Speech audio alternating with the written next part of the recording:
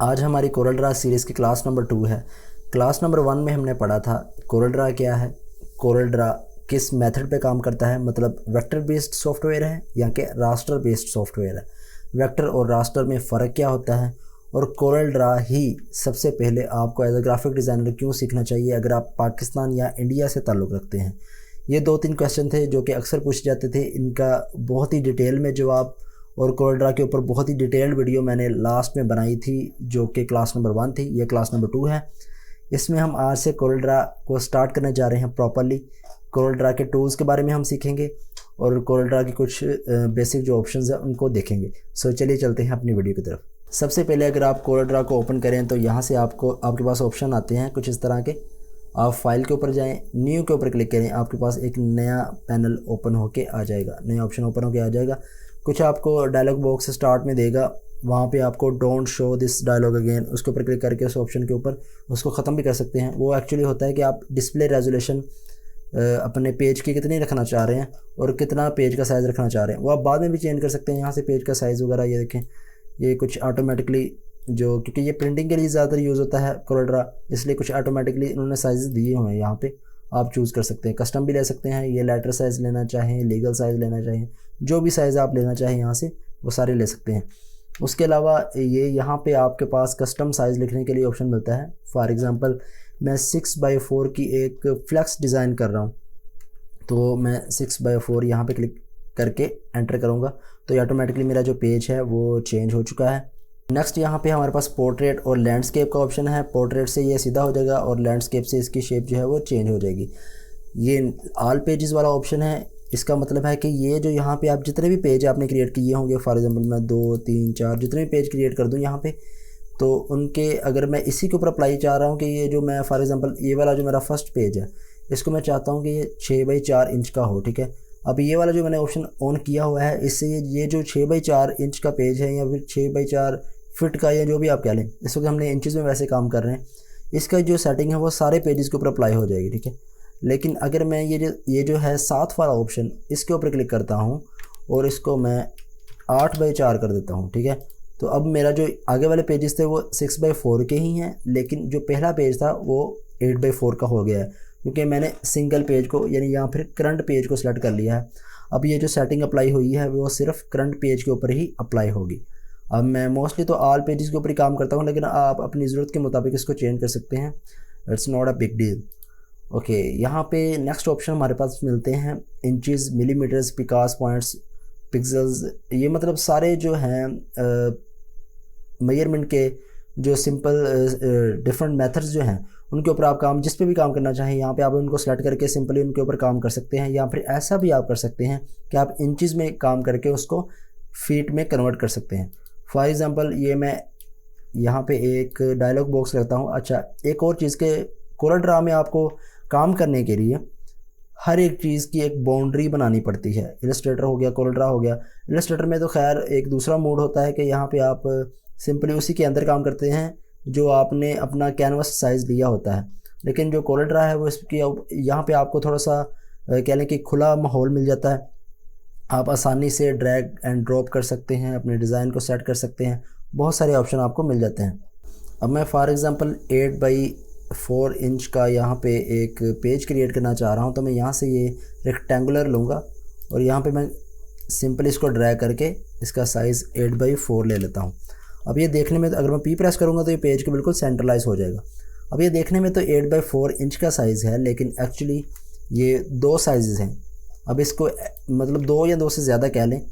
इस वक्त अगर मैं इसको 8x4 फीट के ऊपर भी लेके जाना चाहूँ तो मैं इजीली इसको एक्सपोर्ट करके 8x4 फीट की ही फ्लेक्स इसी डिज़ाइन को कन्वर्ट करके लेके जा सकता हूँ। फॉर एग्ज़ाम्पल ये मैंने डिज़ाइन तैयार किया, आप ये आर्जी तौर पर समझ लेंगे ये एक डिज़ाइन है, इसके अंदर मैं कलर फिल कर देता हूँ। और ये फॉर एग्ज़ाम्पल आप समझ लें कि ये एक मैंने डिज़ाइन 8x4 का तैयार कर लिया है। नो मैटर के यहाँ पे मैंने इंचज़ लिए हुए हैं या के फिट लिए हुए हैं, फॉर एग्ज़ाम्पल मैंने इंचज़ ही लिए हुए हैं। अब अगर इसको मैं 8x4 फीट के ऊपर भी कन्वर्ट करना चाहूँ या 8x4 फीट के ऊपर भी एक्सपोर्ट करना चाहूँ, तो अगर तो ये इसके अंदर कोई रास्टर नहीं है, अगर रास्टर है भी तो वो इतनी अच्छी क्वालिटी का है कि 8x4 पे प्रिंट हो सकता है, तो मैं इसको एक्सपोर्ट कर सकता हूँ। या फिर अगर सिर्फ इसके अंदर इलस्ट्रेशन ही है या फिर वेक्टर ही है, तो फिर मैं तो इसको इजीली कंट्रोल ई प्रेस करके एक्सपोर्ट कर सकता हूँ 8x4 फीट के ऊपर। हालांकि ये मैंने डिज़ाइन 8x4 इंचज़ के अंदर ही किया था। तो इस तरह के बहुत सारे ऑप्शन हैं कोरोड्रा के अंदर जो कि आपको बहुत आसानी पैदा करते हैं किसी भी चीज़ को डिज़ाइन करने के लिए। अब हम नेक्स्ट ऊपर कुछ ऑप्शंस वगैरह इसके देखते हैं। यहाँ पे ये रूलर का ऑप्शन है, जिस तरह ये रूलर आपको नज़र आ रहा है, ये मेजरमेंट वगैरह के लिए इस्तेमाल होता है। देखें, यहाँ से आप अपनी चीज़ों की अलाइनमेंट या मेजरमेंट वगैरह इजीली कर सकते हैं। और उसके अलावा जो नेक्स्ट ऑप्शन हमारे पास वो ग्रिड लाइन का है। इनको भी आप लोगो वगैरह बनाने के लिए इस्तेमाल कर सकते हैं, या फिर अपने डिज़ाइन की नोयत के हिसाब से यूज़ करना चाहें तो यूज़ कर सकते हैं। ये सेम वही गाइडलाइन को शो करने के लिए और हाइड करने के लिए ऑप्शन है। अच्छा, एक नेक्स्ट ऑप्शन यहाँ पे आपको मिलता है ऑब्जेक्ट सिलेक्शन का।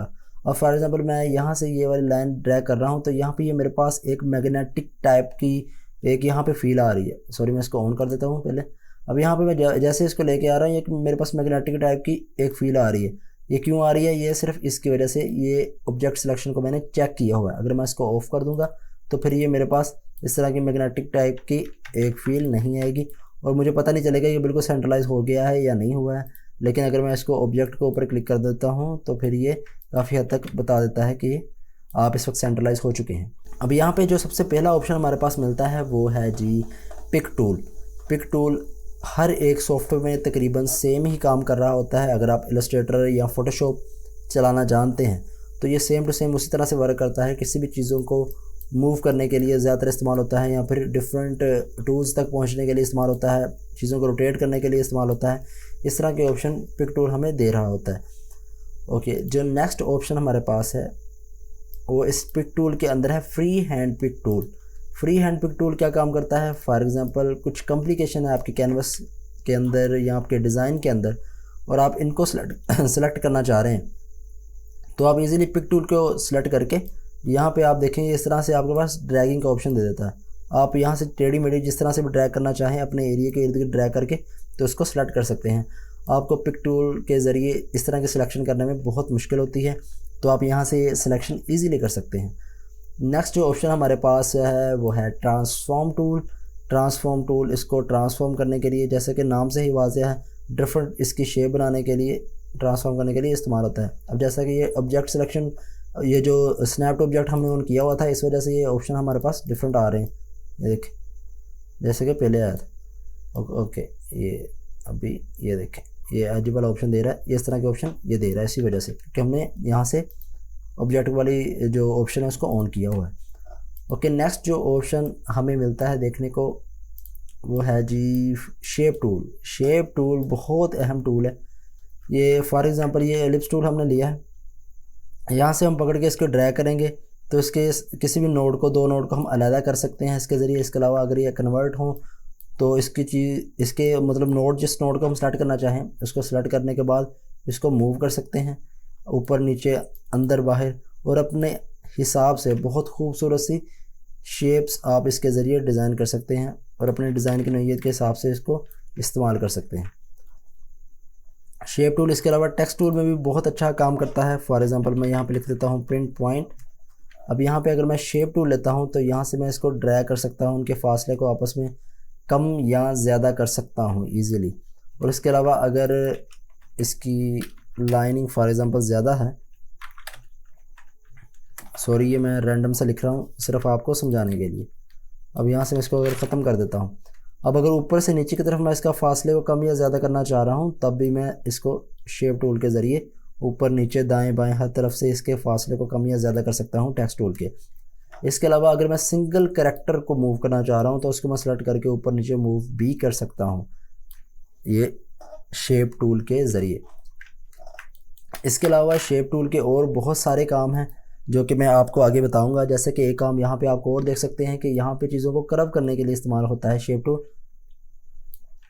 अगर इनको ही हम दूसरी तरह से कंट्रोल क्यू प्रेस करके कर्व करेंगे, फॉर एग्जांपल यहाँ पे अगर मैं कोई रेक्टेंगल ड्रा कर रहा हूँ और मैं यहाँ से शेप टूल लेता हूँ तो यहाँ पे मेरे पास नोड्स शो कर रहा है। यहाँ से मैं इनको राउंड कर सकता हूँ या स्ट्रेट, जिस तरह भी रखना चाहूँ यहाँ से रख सकता हूँ, और यहाँ पे इसके डिफरेंट स्टाइल्स भी आपको मिल जाते हैं। लेकिन अगर मैं चाह रहा हूँ कि मैं कंट्रोल क्यू प्रेस करके इसको कर्व कर दूं, फॉर एग्जाम्पल मैं कंट्रोल क्यू से इसको कर्व कर देता हूं, तो देखिए इसके नोड्स ही चेंज हो गए हैं। अब अगर मैं किसी भी नोड को पकड़ के उसके ऊपर क्लिक करूंगा तो ये मेरे पास डिफरेंट किस्म के ऑप्शन आएंगे। पहले जिस तरह का ऑप्शन आता था उस टाइप के ऑप्शन हमारे पास नहीं आएंगे। ओके, तो यहाँ से कुछ ऑप्शन है जिनको आप बंद कर सकते हैं या खोल सकते हैं। अब यह वाला जो ऑप्शन था जो दो नोड्स को आपस में तोड़ने के लिए इस्तेमाल होता है। फॉर एग्जाम्पल इसको मैं ख़त्म कर देता हूँ तो ये इनका जो कनेक्शन था आपस में वो ख़त्म हो गया। अब दोनों नोड्स को हम उठा के जहाँ भी सेट करना चाहें कर सकते हैं, या फिर दोनों नोड्स को एक दूसरे के ऊपर लेके आएँ तो ये खुद ब खुद आपस में जुड़ भी जाएंगे। ये भी ऑप्शन यहाँ पे आपको देखने को मिलता है। अब रिवर्स डायरेक्शन, ये वाला जो ऑप्शन है ये डायरेक्शन को रिवर्स करने के लिए इस्तेमाल होता है। ये देखिए, अगर आप थोड़ा सा नोड्स की ऊपर ध्यान दें, ये इस नोड्स के ऊपर, तो इसके डायरेक्शन को चेंज करने के लिए ये इस्तेमाल किया जाता है। उससे जो नेक्स्ट ऑप्शन है वो है सिमेट्रिकली नोड और स्मूथ नोड्स। स्मूथ नोड्स क्या काम करता है कि इसको आपकी जो कर्व है उसको स्मूथ कर देता है। सिमेट्रिकली भी जो है वो आपके जो नोड्स है उसको सिमेट्रिकली वर्क करता है, मतलब एक तरह से स्मूथ ही वर्क करवाता है। यानी कि अब ये अगर आप देखें तो ये इसको बाहर की तरफ नहीं लेके जा पा रहा, हालांकि मैं इस तरफ मूव कर रहा हूँ क्योंकि मैंने सिमेट्रिकली के ऊपर क्लिक किया हुआ है। अगर मैं इस ऑप्शन को ख़त्म कर देता हूँ तो फिर मैं अपनी मर्ज़ी से उसको ऊपर नीचे लेके जा सकता हूँ। अच्छा, अब यहाँ पे आपके पास एक और बहुत ज़बरदस्त किस्म का ऑप्शन मिलता है। फॉर एग्जांपल मैं इसको कर्व कर लेता हूँ और इन दोनों नोड्स को सेलेक्ट कर लेता हूँ। यहाँ पे आपके पास दो ऑप्शन मिलते हैं, एक तो है स्ट्रेट, इसके ऊपर क्लिक करेंगे दो नोड्स को सेलेक्ट करके तो आपस में वो स्ट्रेट हो जाएंगे, और दूसरा है कर्व। कर्व के ऊपर आप क्लिक करेंगे तो जिस तरह भी आप चाहें इसको स्मूथली अंदर या बाहर की तरफ कर्व कर सकते हैं, डिफरेंट किस्म के डिज़ाइंस बना सकते हैं। ये तमाम ऑप्शन आपको यहाँ पे मिल जाते हैं। इसके अलावा ये एक ब्रेक कर्व्स का ऑप्शन मिलता है आपको, उसने दोनों चीज़ों को आपस में से ब्रेक कर दिया है। अब ये एक अलहदा से हो गया नोड, वो नोड अलहदा हो गए हैं, लेकिन इस वक्त ये हैं एक ही कहने के एक ही वेक्टर पर मुश्तमिल है। अगर आप ब्रेक पार्ट करेंगे यहाँ से या कंट्रोल के प्रेस करेंगे तो इनको सेपरेट कर सकते हैं, उनको उठा के अपनी जगह से मूव कर सकते हैं एक जगह से दूसरी जगह पे। एक और बहुत ज़बरदस्त ऑप्शन आपके पास यहाँ पे देखने को मिलता है मिरर दाएं से बाएं या बाएं से दाएं या रोटेट करने के लिए आप कहने के इस्तेमाल होता है। ऊपर से नीचे, नीचे से ऊपर, हर तरफ से आप इसको मिरर कर सकते हैं। उसके अलावा अगर आप कुछ स्पेसिफिक एंगल की तरफ करना चाहें तो वहाँ पे भी आप इसको मूव कर सकते हैं।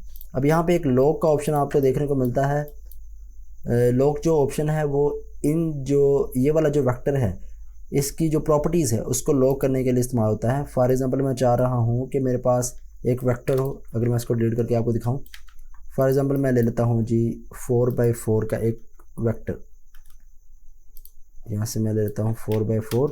अब मैं चाह रहा हूँ कि मेरा जो वेक्टर है वो 4x2 के ऊपर कन्वर्ट हो जाए, तो मैं यहाँ से नीचे 2 करूँगा तो ये 4x2 के ऊपर कन्वर्ट हो गया। लेकिन अगर मैं इसको लॉक लगा दूँगा और वापस इसको 4 पे लेके जाऊँगा या फिर किसी भी और ड्यूरेशन पे लेके जाऊँगा, किसी भी और डायरेक्शन पे लेके जाऊँगा, तो ये ऑटोमेटिकली नीचे वाले के बढ़ने या कम होने के साथ साथ ऊपर वाले का साइज़ भी बढ़ता या कम होता जाएगा। ये लॉक लगाने से इसका ये फ़ायदा होता है, मतलब आपको दोनों के साइज़ को कम्प्लीटली चेंज करने की ज़रूरत नहीं है। फॉर एग्जांपल आप 4x2 की फ्लेक्स डिज़ाइन कर रहे हैं, आगे आप 8x4 की डिज़ाइन करना चाह रहे हैं और इसी डिज़ाइन को आप रीप्रिंट करना चाह रहे हैं 8x4 के ऊपर, तो आपको जस्ट यहाँ पे 8 करना पड़ेगा और नीचे वाले का जो साइज़ था उसने ऑटोमेटिकली उसको डबल कर दिया है और ये जो 2x4 था वो 4x8 हो चुका है। अब यहाँ से नेक्स्ट ऑप्शन की तरफ जाएं तो ये एक आपके पास स्मूथ का ऑप्शन मिलता है।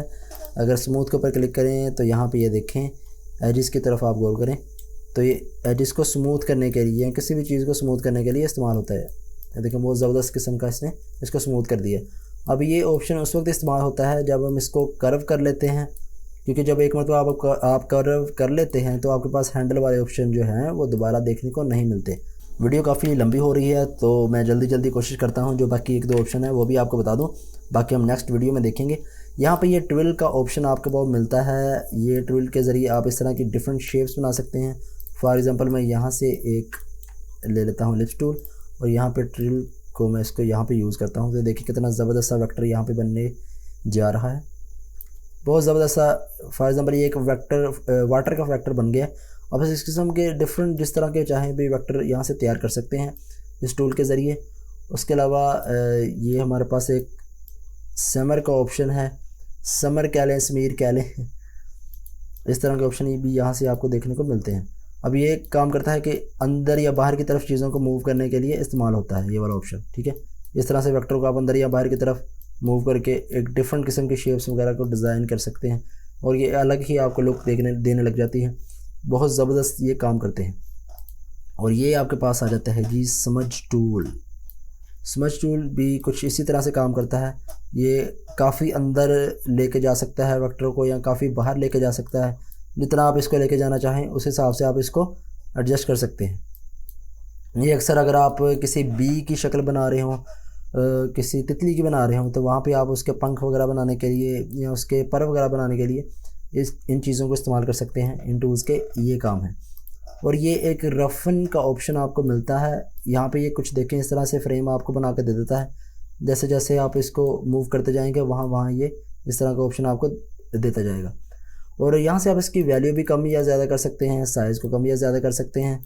ये जितने भी टूल्स मैंने आपको बताए हैं सभी के अंदर सेम इसी तरीके से आप काम करते हैं। यानी कि यहाँ से आप इसकी वैल्यू वगैरह चेंज कर सकते हैं, साइज़ को बड़ा छोटा कर सकते हैं।